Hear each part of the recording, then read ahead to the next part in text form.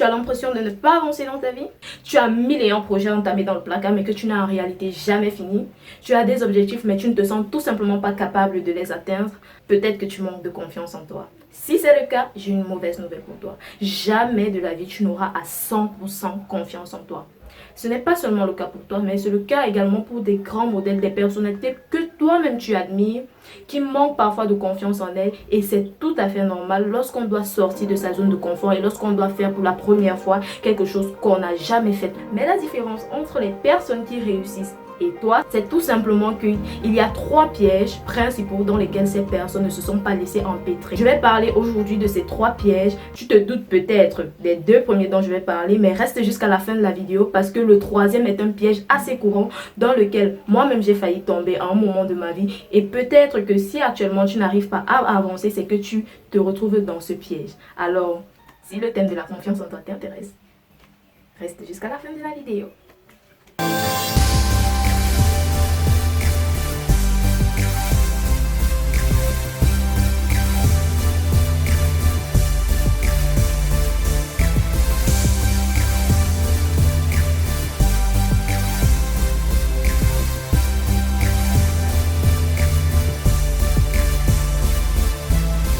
Hello, ici Germaine Diem, bienvenue sur Black Boss Lady, la chaîne qui s'adresse aux Africaines qui souhaitent contribuer au développement de leur continent.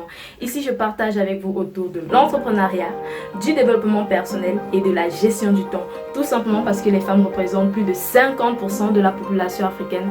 Notre contribution est donc indispensable lorsqu'on parle de rendre à notre continent ses lettres de noblesse. Alors si vous voulez faire partie du voyage, n'hésitez pas à vous abonner, à activer la cloche des notifications et aussi à mettre un pouce bleu sur la vidéo. Et puis, est-ce que c'est fait? Passons à la suite. La confiance en soi peut être définie comme la croyance positive que dans le futur, on peut généralement accomplir ce que l'on souhaite faire. En d'autres termes, c'est votre confiance en vous qui va déterminer votre capacité à atteindre vos objectifs. Alors, si vous avez tendance à ne pas aller jusqu'au bout des choses, il est fort probable que vous ayez des efforts à faire au niveau de votre confiance en vous.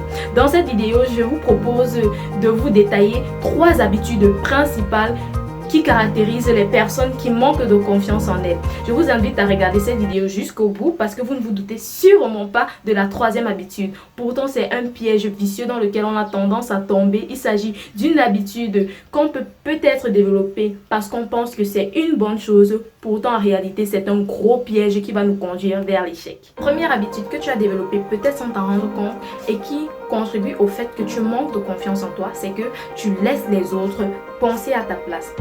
Dans la société africaine, la femme a tendance à être surprotégée tout simplement parce que la société est beaucoup plus stricte et rigoureuse envers elle. Donc on a très peu droit à l'erreur. C'est tout à fait normal que nos parents soient tentés à nous renfermer dans un certain cocon. Mais ça les conduit souvent à nous dicter nos choix, ce qui n'est pas bien. Et lorsque ce ne sont pas nos parents, ce sont des oncles, des tantes ou alors des amis qui ont une image de nous dont ils ne veulent pas qu'on s'éloigne. Mais le problème, c'est que tu ne peux pas plaire à tout le monde. Alors pourquoi ne pas essayer de faire plutôt ce qui te plaît à toi? Attention, je ne suis pas en train de vous dire de ne pas suivre les conseils de vos parents. Très souvent, les conseils de mes parents ou alors les conseils de mes aînés m'ont aidé à éviter de très graves erreurs. Mais je suis plutôt en train de vous dire que c'est bien beau d'écouter l'avis de vos parents, mais attention à ne pas les laisser dicter à 100% vos choix. Si vous êtes tenté de le faire, rappelez-vous bien qu'on a une seule et unique vie. Vous avez sûrement des projets dans lesquels vous voulez vous lancer. Est-ce que vous voulez vraiment arriver jusqu'au bout de votre vie en étant quelqu'un de frustré parce qu'il n'aura pas pu atteindre ses rêves? Est-ce que vous voulez arriver jusqu'au bout de votre vie en montrant à vos enfants que en fait ils ne peuvent pas réaliser leurs rêves, mais ils ont plutôt intérêt à réaliser vos rêves alors que vous êtes encore jeune, vous avez encore toute l'énergie qu'il vous faut pour pouvoir arriver jusqu'au bout des rêves? Bref, je ne vais pas m'éterniser. Tout simplement, si vous avez tendance à laisser les autres penser à votre place, c'est tout à fait normal que vous manquiez de confiance en vous et que vous soyez incapable tout simplement d'atteindre les objectifs que vous vous fixez au quotidien. C'est tout simplement parce que ce sont des objectifs d'autres personnes et non les vôtres, ceux qui vous tiennent réellement à cœur. Pour ce 2e argument, je vais peut-être me faire tirer dessus, mais c'est pas grave, je vous attends dans les commentaires. Il s'agit d'une habitude que les femmes qui manquent de confiance en elles développent très souvent, c'est qu'elles pensent qu'elles ont besoin d'un homme pour être heureuses. Alors j'ai une amie, on va l'appeler Angela.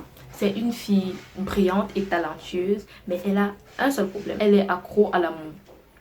Ça veut dire, chaque fois qu'elle commence une nouvelle relation, c'est pareil. Elle vient me voir et me dit, oh là là, il est comme ci, il est comme ça, ah, il est bien, je suis heureuse, je suis comme ci, je suis comme ça. Mais le problème, c'est qu'en général, elle sort avec des hommes nazes, nuls, qui lui manquent de respect. Et elle supporte ça jusqu'à ce qu'ils arrivent à un point où la goutte d'eau déborde le vase et ils finissent par rompre. Parfois, c'est même l'homme qui rompt, malgré toutes les souffrances qu'il lui inflige. Et quand il rompt, non, elle vient pas vers moi. C'est moi qui lui demande comment il va et tout. Elle me dit, ah non, celui-là, c'est un... Il est comme ci, il est comme ça, vraiment d'ailleurs.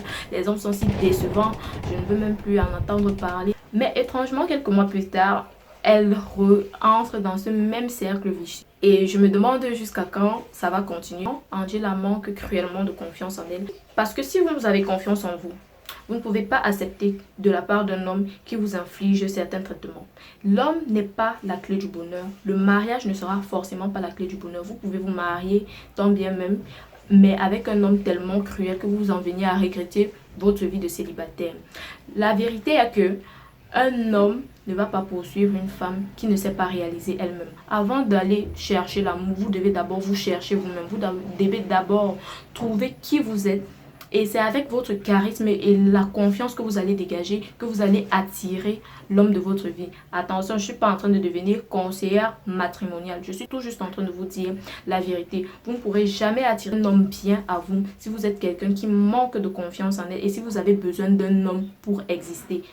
Donc clairement, avant de vous mettre à la recherche hâtée du mariage, rassurez-vous d'abord d'être une femme qui sait exactement où elle va, de savoir ce que vous êtes en mesure de supporter et ce que vous ne pouvez pas supporter. Troisième habitude que vous avez développée, alors celle-là, parfois vous allez même croire que c'est une bonne habitude. Vous allez croire que non, c'est important de le faire pour avancer. Pourtant, c'est une très mauvaise habitude qui s'est insinuée en vous un peu de manière diabolique, si je peux dire ça ainsi.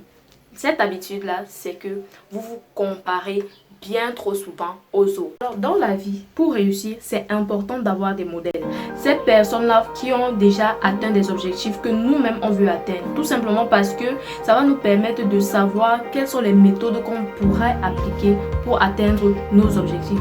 Mais attention de ne pas tomber dans le piège de la comparaison. Ne vous comparez surtout pas aux gens parce que vous n'avez pas eu la même vie, vous n'avez pas eu les mêmes expériences, vous ne vivez pas dans le même pays.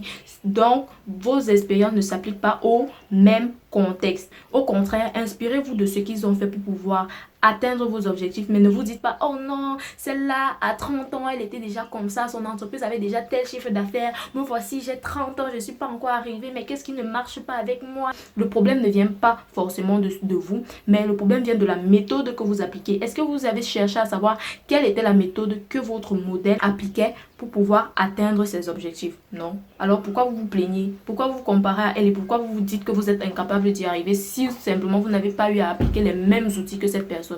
Peut-être vous pouvez même appliquer les mêmes outils que cette personne, mais ça ne sert à rien de faire comme quelqu'un qui est aux États-Unis si vous vivez au Cameroun. Tout simplement parce qu'au Cameroun et aux États-Unis, on n'a pas les mêmes problèmes. C'est aussi simple que ça, c'est du B à bas.